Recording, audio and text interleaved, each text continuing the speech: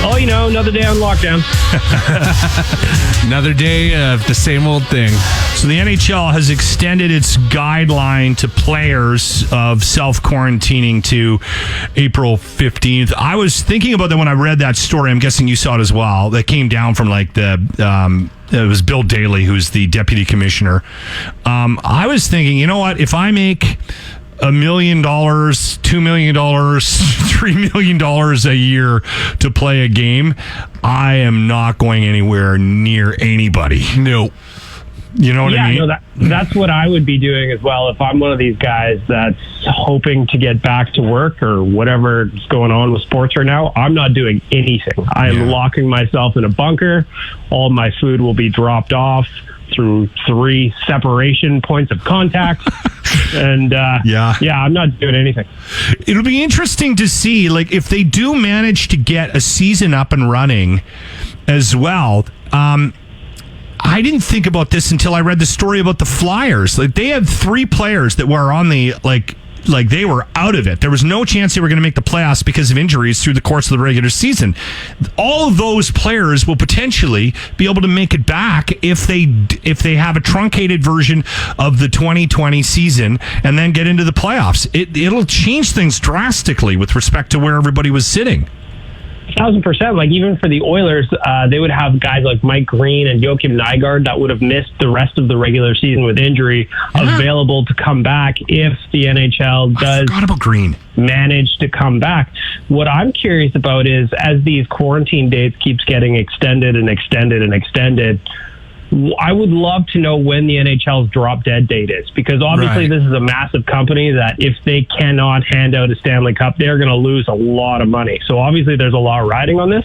I would just love to know what's going on in those head offices. When's the drop dead date? Is it May? Is it June? Is it earlier? Because I don't even know how you plan that far in advance with how quickly things change right now. The interesting thing about it too is they're dealing with North America, not just Canada, right? We could be up and back to normal much earlier than the United States if we're comparing the situation between the two countries right now and how it's being handled. I mean, and I don't think that that's fake news or that's the liberal media or, you know what I mean? Or that just because I hate Trump, I'm saying that. It is becoming more and more apparent that this is going to be a much bigger issue in the U.S. based on how they neglected it at the front end and how they're handling it moving forward, and their hospital situation too, right? Their healthcare situation.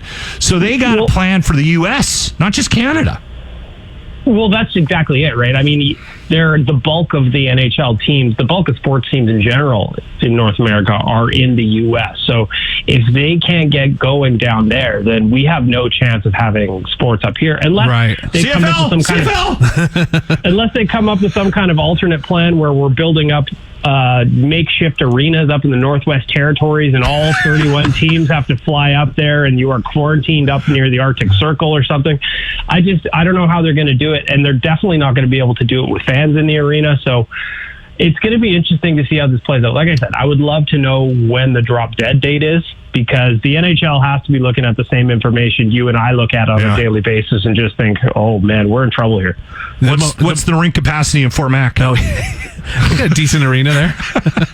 Well, I'm just saying, what we need to do is just line up some makeshift outdoor rinks, have all the spots for camera equipment or whatever we need to get this on TV, and let them have outdoor games just like when they were kids, like playing a little bit of shinny. Anytime it means something.